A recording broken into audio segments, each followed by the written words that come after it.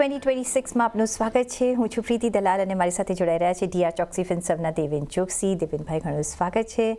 અને જેવી રીતે હવે યર એન્ડ તરફ આવી ગયા છે, નવા વર્ષમાં આપણે એન્ટર થઈશું. કઈ રીતે તમે માર્કેટને અત્યારના જુઓ છો? જે આખું વર્ષને જો સમરાઇઝ કરવું હોય તો, અને એમાં ગ્લોબલ હેડવિન્ડ્સ અને જોઈએ તો ઘણા બધા હવે સર્ટન્ટી તરફ આપણને આગળ થાય, ક્લેરિટી મળતી દેખાઈ રહી છે, ક્લિયર થતા દેખાઈ રહ્યા છે. બિસાઇડ્સ ફ્યુ અત્યારના જે આપણે સ્પાર્ક્સ જોઈ રહ્યા છે, બિકોઝ અમેરિકા વેનેઝુએલા વચ્ચે કે મે બી રશિયા યુક્રેન વચ્ચે એ આપણે ચાલતું જ આપણે જોઈ રહ્યા છે. કઈ રીતના તમે જોશો ગ્લોબલ હેડવિન્ડ્સ વિઝિબલ્સ ડોમેસ્ટિક લિક્વિડિટી પર સે, કઈ રીતના જોવાનું અને એની માર્કેટ પર જેવી ઇફેક્ટ પડવી જોઈએ એ પડી રહી છે કે નથી પડી રહી? Yes, so good afternoon, Priti, and I wish you greetings for festive season. મારા હિસાબે આઈ થિંક 2024ના સપ્ટેમ્બરમાં જ્યારે માર્કેટ પીક આઉટ થઈ ગયા નિફ્ટી અને સેન્સેક્સ, એના પછી 2025નું વર્ષ જે શરૂ થયું એના બેકડ્રોપમાં આઈ થિંક આપણે સિરીઝ ઓફ અમુક ડેવલપમેન્ટ્સ થતા જોયા.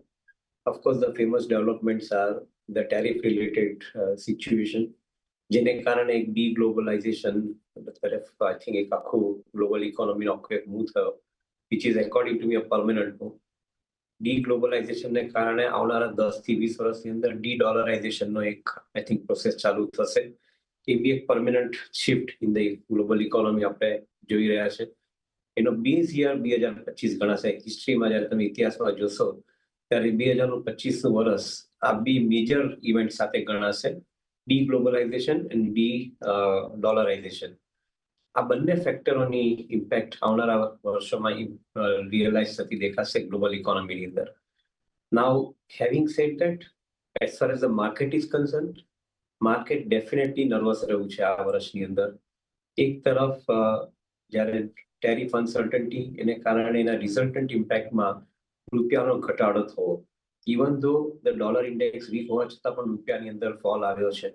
એક રિયલાઇઝેશન છે કે ડી ગ્લોબલાઇઝેશન અને ડી ડોલરાઇઝેશન રિયાલિટી તરફ જઈ રહ્યા છે. બીજી તરફ તમે જુઓ તો આઈપીઓ લગભગ 1,65,000 1,70,000 કરોડના આઈપીઓસ જે આ વર્ષમાં આવ્યા છે, એને કારણે માર્કેટની પર સિગ્નિફિકન્ટ અમાઉન્ટ ઓફ પ્રેશર રહ્યું છે. મેજોરિટી ઓફ ધ આઈપીઓની અંદર ઓએફએસ થકી પૈસા લઈ જવામાં આવ્યા છે. જે મોટા આઈપીઓ છે એમાં ઓએફએસ થકી પૈસા પ્રમોટર લઈ ગયા છે. એ માર્કેટની અંદર અથવા કંપનીઓની અંદર ગ્રોથ માટે નથી આવ્યા, એ ફક્ત પ્રમોટર પોતાના મોનેટાઇઝેશન પોઈન્ટ ઓફ વ્યૂથી એ ફંડ્સ માર્કેટમાંથી બહાર લઈ ગયા છે. તો એ બી એક સિગ્નિફિકન્ટ પોઈન્ટ આઈ થિંક આપણી જર્નીમાં કાઉન્ટ કરવો પડશે, કારણ કે એની રિઝલ્ટન્ટ ઇમ્પેક્ટ જે છે એ આપણા માર્કેટની અંદર 2025ના વર્ષમાં આપણે ફીલ કરી. 2024નો પીક પછી 2025ના વર્ષમાં sideways movement with a fall and rally, એ બધા ફેક્ટર આપણે જોયા. 2026 આના પ્રિમાઇસીસ પર ડેવલપ થઈ રહ્યું છે. 2024ની અંદર આપણે જ્યારે એન્ટર થઈ રહ્યા છે ત્યારે બેકડ્રોપમાં આપણી પાસે અમુક પોઝિટિવ છે. સૌથી મોટું પોઝિટિવ ઇન્ફ્લેશન સબ 1%. બીજું મોટું positive interest rate significantly lower compare to what it was. અને કારણે આઈ થિંક અત્યારની તારીખની અંદર આપણે કોર્પોરેટને ફંડ્સ ઇઝીલી રીતે મળતા થશે. એનો કદાચ રિઝલ્ટન્ટ ઇમ્પેક્ટ 2024માં જ જોઈશું. કોર્પોરેટને નવા પૈસા માર્કેટમાંથી સસ્તામાં રીસ થતા મળશે, સે એક પોઝિટિવ કરવું જોઈએ. બીજી તરફ જીડીપી ગ્રોથ 8%ની ઉપર હોવો, I think that is again a very significant point of view. ચોથો point, FTAs, free trade agreements with different countries India has signed up. અને અમેરિકાનો જો એક સીલ લાગી જાય, કમ્પ્લીટ થઈ જાય, તો મારા ખ્યાલથી I think this is going to be એક સુવર્ણ કાળનો એક સમય શરૂ થશે આપણે માટે, એવું માનીને ચાલવું જોઈએ. In my view point I think આ પોઝિટિવ ફેક્ટરો જો ઇકોનોમી પોઈન્ટ ઓફ વ્યૂથી હોય, એની સામે એક નેગેટિવ ફેક્ટર છે કરન્સી ડેપ્રિસિએશન, જે મારા હિસાબે આઈ થિંક થોડું ઘણું વધારે એક્સ્ટ્રીમ થયું છે. એ કદાચ કરન્સીને ફરીથી પાછું એપ્રિશિએટ કરી શકે વન્સ ફ્રી ટ્રેડ એગ્રીમેન્ટ થઈ જાય સરખી રીતે તો, અને એક્ઝિક્યુશન થવાનું સ્ટાર્ટ થાય તો. એની સામે કોર્પોરેટનો earnings definitely positive, earning growth is very very positive. એની સાથે ડાયરેક્ટ ટેક્સનું કલેક્શન વધીને આવવું, જીએસટીનું કલેક્શન વધીને આવવું, દરેકના ટેક્સ રેટની અંદર ઘટાડો થવો. આ વર્ષ પહેલું વર્ષ છે કે જેની અંદર તમારે 12 લાખ રૂપિયાની આવક ટેક્સ ફ્રી છે. એટલે ફેમિલી ઓફ ફોરની અંદર લગભગ 50 લાખ રૂપિયાની આવક તમે ટેક્સ ફ્રી તમે એન્જોય કરી શકો એવું ભારતના ઇતિહાસમાં પહેલા કોઈ દિવસ થયું જ નથી. એની શરૂઆત પણ 2025માં થઈ અને જીએસટીના 2 રેટ થવા લાર્જલી એની શરૂઆત પણ 25માં થઈ. તો 25નું વર્ષ એક તરફ ગ્લોબલી અનસર્ટનિટી તરફનું, બીજી તરફ ભારતે પોતે ઓપોર્ચ્યુનિટી તરફનું વલણ અપનાવ્યું. એ બહુ મહત્વનું 25નું વર્ષ રહેશે અને એના બેસિસ પર 2026નું વર્ષ અમે એવું માનીને ચાલીએ છીએ કે ઘણું પ્રોમિસિંગ અને આઉટલુક ડ્રીવન હશે એવું માનીને ચાલીએ છીએ. રિફોર્મ્સ આપણે ઘણા બધા જોયા છે, મે બી એક ન્યૂ ઇરા આ તરફના એક સ્ટેપ્સ જોઈ રહ્યા છે, પણ તમને શું લાગે છે આમાંથી કઈ એક તમને લાગે છે કે આપણે માનીને ચાલી રહ્યા છે કે હવે 2026 બેટર હશે, ફ્રૂટ્સ દેખાશે, કોઈ એવા તમે એરિયાઝ જોઈ રહ્યા છો જ્યાંથી નિરાશા આવી શકે છે કે જે સ્પોઇલ કરી શકે છે આ રોડ મેપને? ક્યાં તમારી નજર રહેશે કે રહેવી જોઈએ આપણી? ફોરેન પોર્ટફોલિયો ઇન્વેસ્ટરોએ જે ગયા વર્ષે અત્યાર સુધીમાં જેટલા ઇન્વેસ્ટમેન્ટ વેચ્યું છે એ બી લગભગ 1,60,000 કરોડની આસપાસના ફંડ્સ એ લોકો વેચીને માર્કેટમાંથી લઈ ગયા છે. એનું પ્રિડિક્શન આપણી પાસે ગયા વર્ષે બી હતું. મારા ખ્યાલથી 2024 શરૂઆત પહેલા પણ આ પ્રિડિક્શન આપણી પાસે નથી. વન ઓફ ધ રીઝન જે આપણે એક્સપ્લેન કર્યું એ પ્રમાણે કરન્સીનું ડેપ્રિસિએશન થયું એને કારણે લોકો પૈસા બહાર લઈ ગયા. કદાચ લોકો આર્ગ્યુમેન્ટ એવું કરી શકે કે કરન્સીનું ડેપ્રિસિએશન લોકો પૈસા લઈ ગયા એટલા માટે જ થયું. સો બંને એકબીજાના આઈ વુડ સે કોમ્પ્લિમેન્ટરી છે, પૂરક છે એમ કહી શકાય તમારે કેવું હોય તો. સો આ એક અનસર્ટનિટી ફેક્ટર ચોક્કસ રહેશે. બીજી તરફ બીજા કોઈ એવા અનસર્ટનિટી ફેક્ટર કે બ્લાઇન્ડ સ્પોટ્સ દેખાતા હોય એવું અત્યારે મને ઇમિડિયેટલી રિયલાઇઝ નથી થતું. પરંતુ એક ચોક્કસ કહી શકાય માર્કેટ પોઈન્ટ ઓફ વ્યૂથી, ઇકોનોમી પોઈન્ટ ઓફ વ્યૂથી I think we are in a very safe zone એવું માનીને ચાલું છું. પણ માર્કેટ પોઈન્ટ ઓફ વ્યૂથી એક જે જગ્યાએ કન્સર્ન રહેશે 2024માં, જે સ્ટોક્સના વેલ્યુએશન્સ એના સમય કરતા વધારે મેચ્યોર થયા છે અથવા મોંઘા છે એ સ્ટોક્સના વેલ્યુએશન પર નજર રાખવી પડશે. કારણ કે માર્કેટની અંદર જે નવા આઈપીઓ અથવા નવા પેપર્સ આવી રહ્યા છે એની અંદર ઇન્વેસ્ટ કરવા માટે એક્ઝિસ્ટિંગ ઇન્વેસ્ટર હાઈ કોસ્ટના વેલ્યુએશનના સ્ટોક વેચી શકે છે અને that can spoil the party. So સર્ટનલી I think એટલું ધ્યાન રાખવું જરૂરી બને છે. એટલા માટે આપણે હંમેશા એક વ્યૂ પોઈન્ટ કરીએ છીએ કે જ્યારે કંપનીઓના વેલ્યુએશન એના સમય કરતા વધારે વેલ્યુ મેચ્યોર થતા હોય ત્યારે એનામાં થોડું સાચવવું જરૂરી બને છે. 2024 વર્ષમાં આ ચેતવણી કદાચ વધારે યોગ્ય લાગે છે, ઉપયોગમાં આવશે એવું લાગે છે. દેવિનભાઈ, દેટ ઇઝ ઓલરેડી હેપનિંગ એવું તમને નથી લાગી રહ્યું? Because IPO market is so warm અને એટલા બધા આઈપીઓઝ આવ્યા છે અને people have pulled out from there long investments અને લાર્જ કેપ ઇન્વેસ્ટમેન્ટ્સ અહીંયા એડવાન્ટેજ લેવા માટે ને એટલા માટે આપણે લિક્વિડિટી જે જોઈ રહ્યા છે બિકોઝ અને એ બધી લિક્વિડિટી એબ્ઝોર્બ કરી રહ્યું છે તમારું આપણું આઈપીઓ માર્કેટ. અને જેમ તમે કહ્યું કે ઓએફએસ પ્રમોટર્સ આ એડવાન્ટેજ લઈ રહ્યા છે, they are taking back the money home. કઈ રીતે આ એક વરિઝમ ફેક્ટર પણ છે, રાઈટ? અને તમે કહ્યું 2026 માટે will have to look out for that. કઈ રીતના તમે જોશો? બિકોઝ હજી પણ ઘણા બધા આઈપીઓ લાઇન્ડ અપ છે ફર્સ્ટ ક્વાર્ટરમાં 2026માં. શું આ એક માર્કેટને ડ્રાય અપ કરી શકે છે? બિકોઝ આટલી બધી લિક્વિડિટી હોવા છતાં પણ જેવો માર્કેટનો બિઝનેસ ચાલવો જોઈએ એ નથી ચાલતો અને એફઆઈઆઈઝનું વી ડોન્ટ નો કઈ રીતના પાછી એન્ટ્રી થશે. કન્સર્ન તો રહેવી જોઈએ કારણ કે આઈપીઓનો જે કરંટ પ્રોસેસ છે કરંટ પ્રોસેસ બધા ઇન્વેસ્ટરો માટે બેનિફિશિયરી નથી એટલું તો ચોક્કસ પ્રમાણે કહી શકાય. આખો આઈપીઓનો જે કરંટ પ્રોસેસ છે એ લીન થયો છે ઇન્સ્ટિટ્યુશન ઇન્વેસ્ટર તરફ. એટલે આઈ થિંક વધારે બાયર્સ એ લોકો તરફ છે. એ લોકોને એક સિક્યોર્ડ એલોટમેન્ટ મળે છે, એ લોકો પ્રાઇસ નક્કી કરે છે, એના બેસિસ પર આઈ થિંક સ્ટોકના પ્રાઇસના મુવમેન્ટ ડિસાઇડ થાય છે. આઈ થિંક જે એક મોટો ઇન્વેસ્ટર જે રિટેલ ક્લાસ ઓફ ઇન્વેસ્ટર છે જે આઈપીઓમાં લગભગ 1/3 પૈસા ભરે છે. ગયા વર્ષનું તમે એક એનાલિસિસ જુઓ તો લગભગ 33% પૈસા રિટેલના આવ્યા છે આઈપીઓની અંદર.